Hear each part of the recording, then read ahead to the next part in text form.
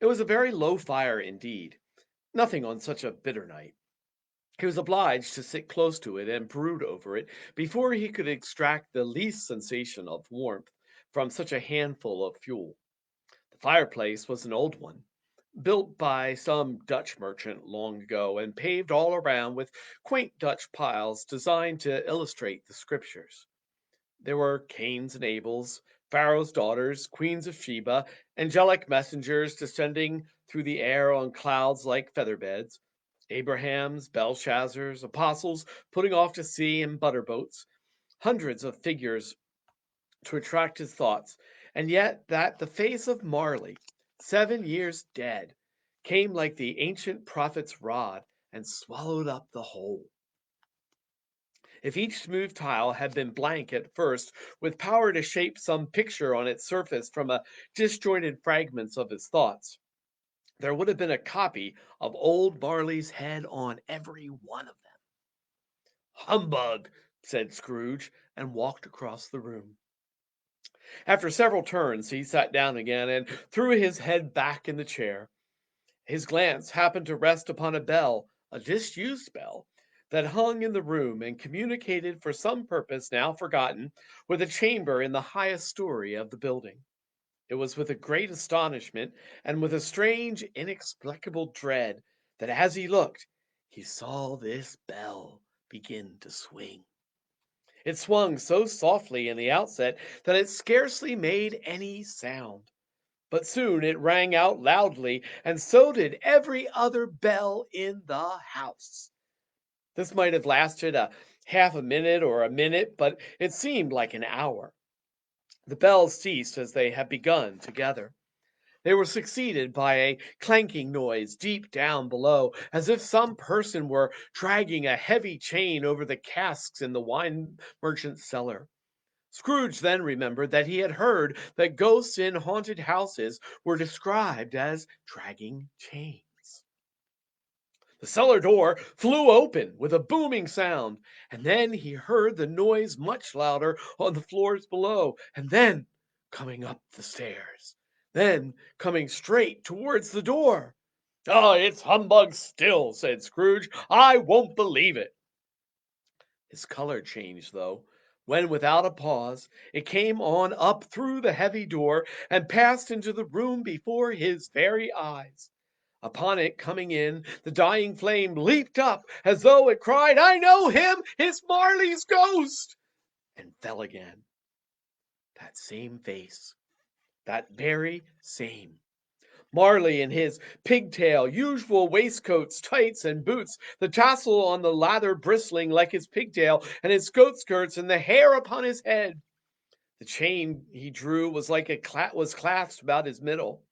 It was long and wound about him like a tail, and it was made, for Scrooge observed it very closely, of cash boxes, keys, padlocks, ledgers, deeds, and heavy persons wrought in steel. His body was transparent, so that Scrooge, observing him and looking through his waistcoat, could see the two buttons on the coat behind him. Scrooge had often heard it said that Marley had no bowels, but he had never believed it until now. Nor did he even believe it now. Though he looked like the phantom through and through, and saw it standing before him, though he felt the chilling influence of its death cold eyes, and marked the very texture of the folded kerchief about his head and chin, which wrapper he had not observed before, he was still incredulous, and fought against his senses. "Here now," said Scrooge, as cold as ever, "what do you want with me?" "Much." Marley's voice, no doubt about it. "Who are you?" "Ask me who I was." "Who were you, then?" said Scrooge, raising his voice. "You're particular for a shade." He was going to say to a shade, but substituted this as more appropriate. "In life, I was your partner, Jacob Marley." "Can you sit down?" asked Scrooge, looking doubtfully at him. "I can." "Do it, then." Scrooge asked the question because he didn't know whether a ghost as transparent might be able to find himself in a condition to take a chair, and felt that in the event of its being impossible, it might involve the necessity of an embarrassing explanation. But the ghost sat down on the opposite side of the fireplace, as if it were quite used to it.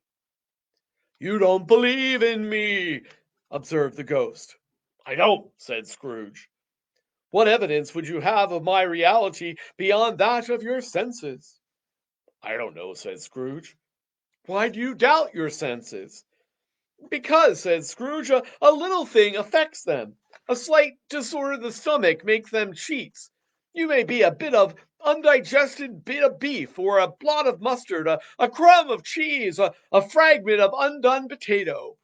There's more gravy of you than the grave about you, whatever you are." Now Scrooge was not in the habit of cracking jokes, nor did he feel in his heart by any means waggish then. The truth is that he tried to be smart, as a means of distracting his own attention and keeping down his terror, for the spectre's voice disturbed the very marrow in his bones. To sit staring at those fixed eyes in silence for a moment would play, Scrooge felt, the very deuce with him. There was something very awful to it, in the spectre's being provided with an infernal atmosphere of its own. Scrooge could not feel it himself, but this was clearly the case, for though the ghost sat perfectly motionless, its hair, its skirts, and tassels were still agitated by the hot vapor as if from an oven. "You see this toothpick?" Scrooge said, returning quickly to the charge, for the reason just assigned, and wishing, though it were only for a second, to divert the vision's stony gaze from himself. "I do," replied the ghost. "You're not looking at it," said Scrooge. "But I see it," said Marley, notwithstanding. "Well," returned Scrooge, "I have but to swallow this, and be for the rest of my days persecuted by a legion of goblins, all of my own creation. Humbug, I tell you! Humbug!" At this, the spirit raised a frightful cry, and shook its chains with such a dismal and appalling noise that Scrooge held on tight to his chair to save himself from falling into a swoon. But how much greater was his horror when the phantom, taking off the bandage around its head as if it were too warm to wear indoors, its lower jaw dropped down to its breast. Scrooge fell upon his knees and clasped his hands before his face.